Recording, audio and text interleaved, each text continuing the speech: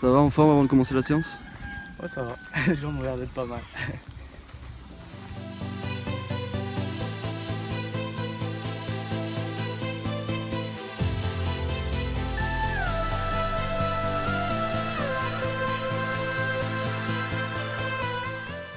Ouais, donc je reçois mon plan chaque semaine, de semaine en semaine par mon coach en Suisse.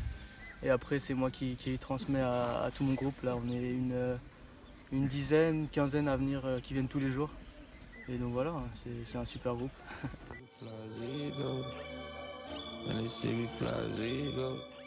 C'est génial de le voir comme ça.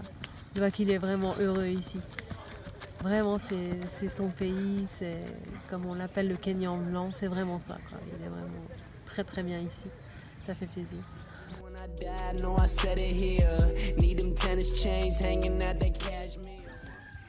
C'est dur le matin à cette heure-ci? Bon, on s'habitue, ça va. Il se réveille un peu. 10 times 1200. Relax. Times 10.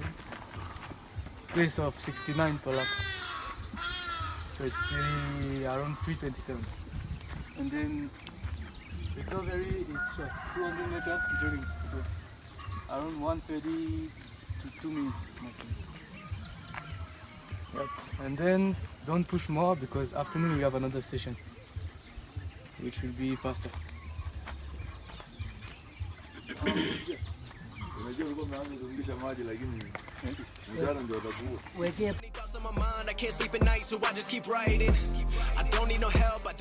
C'est un bloc spécial. Ça a été un peu. C'est ce que fait Renato Canova assez souvent avec ses athlètes. Donc maintenant, depuis presque 6 mois, on commence à faire ça toutes les 5 semaines, on va dire. Donc par contre, il faut faire très attention à faire 2 ou 3 jours tranquilles avant, 2 ou 3 jours tranquilles après, pour vraiment récupérer. Et en fait, le but, c'est de stimuler à fond le corps, donc vraiment de faire une surcompensation au niveau entraînement. Et puis voilà, mais l'important, c'est vraiment de récupérer après, parce que sinon, ça sert à rien, quoi.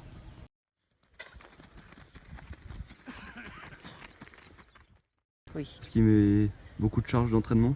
Il met beaucoup de charges d'entraînement, mais il sait très bien arrêter aussi quand il faut, faire un peu moins. Et je pense que tout est réfléchi, il sent très bien son corps. Il fait très attention à tout ce qu'il mange, à ses entraînements, qu'il n'en fasse pas trop quand même. C'est très sain comme il vit. Je pense qu'il ira loin avec ça.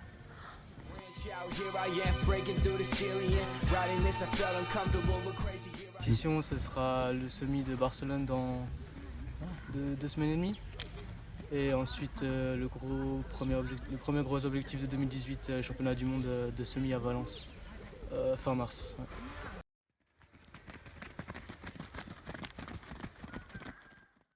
Ouais. Moi, je vais y aller un peu aux sensations. J'ai pas vraiment de repères en fait, c'est ça qui est bien quand je suis ici, je sais pas trop ce que je peux faire. Je pense que j'ai un très bon chrono dans les jambes. Après, est-ce que c'est 60, est-ce que c'est 59 ou est-ce que je suis encore à 61, ça je sais pas. Donc il faudra courir pour le savoir.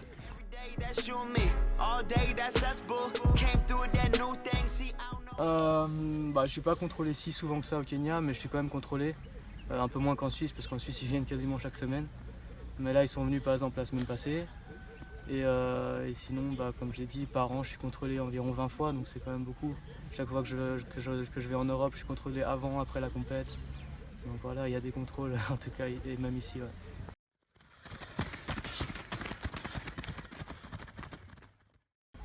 Au début ça m'énervait un peu, mais maintenant je me dis ça veut dire qu'ils pensent que je suis trop fort pour faire ces performances.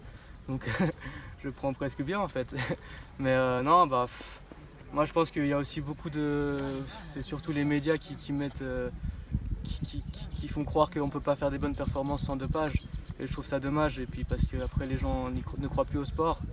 Mais je pense que tous ceux qui comprennent ce que c'est le haut niveau et qui sont venus ici voir ce qui se passe au Kenya au niveau entraînement, ils savent très bien que voilà, c'est le travail qui paye et on ne triche pas en athlétisme. On peut pas tricher pour arriver à des hautes performances, c'est avant tout le travail, c'est clair.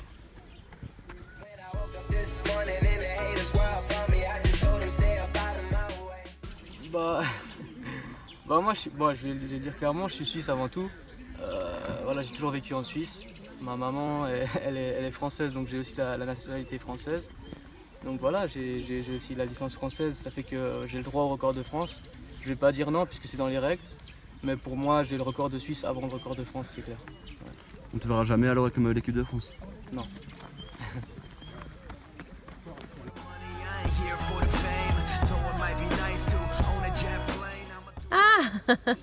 La grande question. La grande question, il se sent surtout, je pense, suisse, mais il adore la France aussi et il trouve qu'en France il y a beaucoup de très bons coureurs et il admire aussi les Français, il n'y a aucun problème, donc il se sent un peu les deux en tout cas. Mais vu qu'il vit en Suisse, c'est vrai qu'il se sent pas mal suisse. Et du coup, il a les deux nationalités. Oui, oui, tout à fait.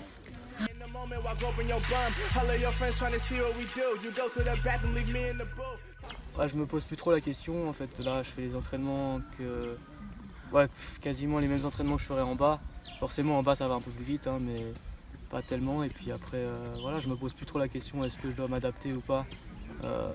Comme tu l'as dit, c'est plus trop un problème l'altitude. Et puis par contre c'est clair quand je redescends, les performances sont beaucoup bien meilleures, quoi.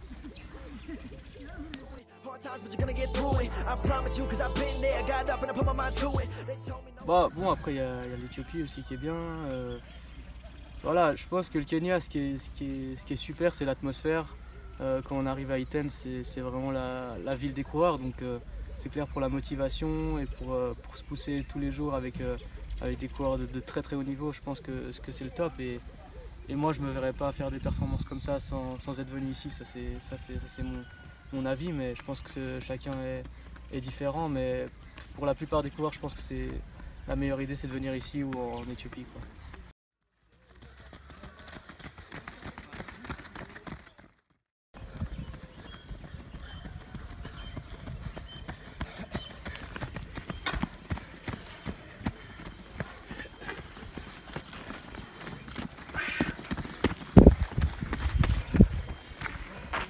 Good jump.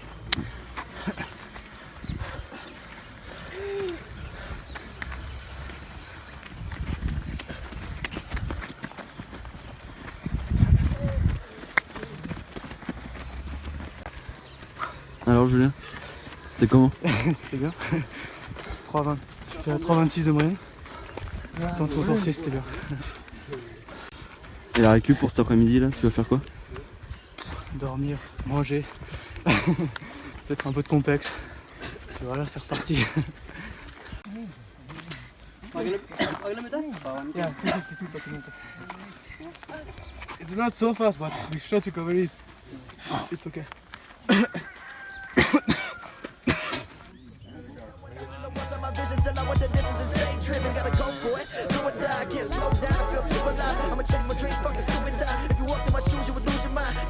Champion in my veins. I ain't following nobody, I'm in my own lane. Live a day in my life, come and feel my pain. I'm balling out like LeBron and Dwayne in overtime.